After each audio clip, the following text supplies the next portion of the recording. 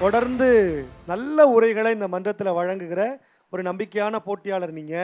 இந்த சுற்றுல என்ன தலைப்பு? ஆழிப்பேரலையின் ஆர்ப்பரிப்பு. தொடர்ந்து வரலாற்றில் நாம் மறக்கவே முடியாத சில விடயங்களை ஏற்படுத்திட்டு போனதெல்லாம் இந்த பிள்ளைகள் வந்து பேச கேட்கிற போது அந்த நினைவுகள் திரும்பவும் வருது. அதில் நாம் செஞ்ச தவறுகளையும் சரி செய்யணும்னு தோணுது. நீங்கள் பேசும்போதும் அந்த உணர்வு எங்களுக்கு ஏற்படும் என்கிற நம்பிக்கை இருக்கு.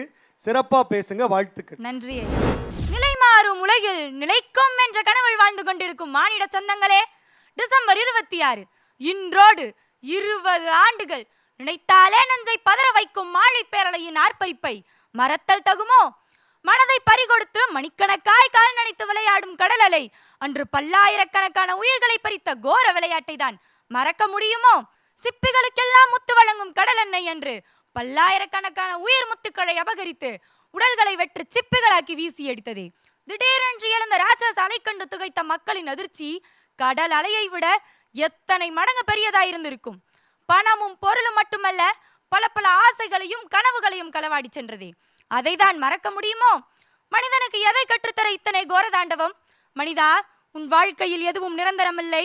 உன் ஆணவம், அதிகாரம், பணத்துமர் என்று எதுவும் என் விஸ்வரூபத்திற்கு முன் நிற்க முடியாது என்பதை உணர்த்த இயற்கை நடத்திய ஒத்திகை. 7 தலைமுறைக்கு என்று சொத்து சேர்ந்தவன் போய் சேர்ந்து விட்டான்.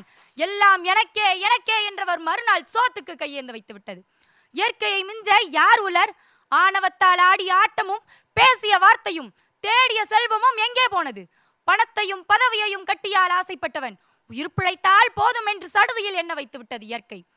வாழ்நாள் வகையளவு அறிஞரும் இல்லை என்ற நற்றினை குற்றை நினைவுபடுத்தியுள்ளது.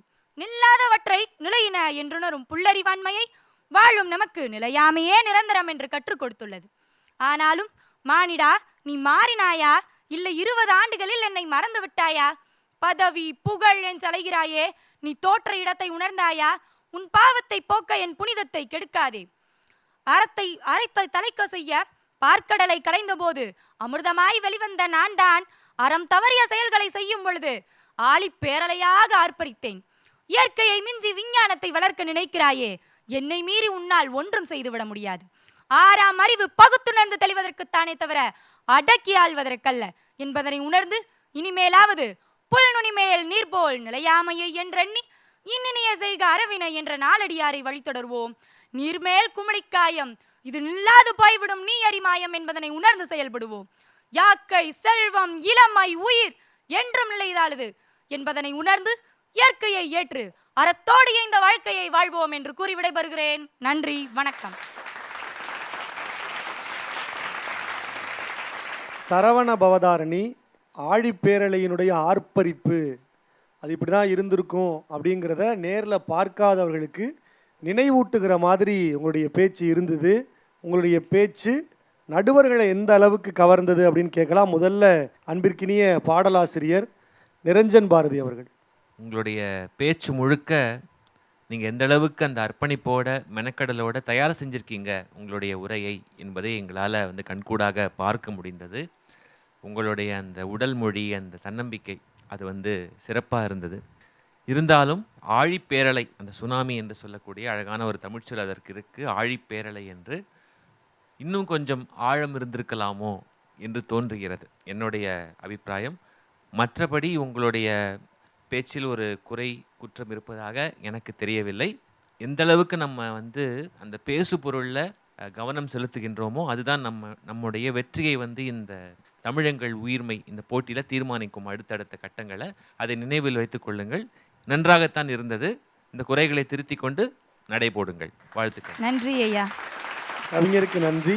அன்பு அண்ணன் மணிகண்டன் அவர்கள். அருமை குழந்தைக்கு எல்லாரும் ஒரு கைத்தட்டிடுங்க. ஆழிப்பேரலை குறித்து நீங்கள் பேசினது எங்களை பின்னோக்கி கொண்டு போயிடுச்சு. சில விஷயங்களை ரீவைன் பண்ணி நம்ம மனசு கெட்டு போகாமல் இருக்கிறதுக்கு பார்க்கணும்ல. அந்த மாதிரி சுனாமிங்கிற ஆழிப்பேரலை குறித்து உன்னுடைய பேச்சை எல்லாரும் போட்டு பார்க்குற மாதிரி இருந்தது. வாழ்த்து. நன்றி ஐயா. நடுவர்களுக்கு நன்றி. தொடர்ந்து நினைவுகளை மீட்டு கொண்டு வருகிற ஒரு உரையை தொடர்ந்து நம்முடைய செந்தமிழ் செல்லங்கள் வழங்குறாங்க. சரவண பவதாரணி அந்த பணியை சிறப்பாக செஞ்சுருக்கீங்க. வாழ்த்துக்கள்.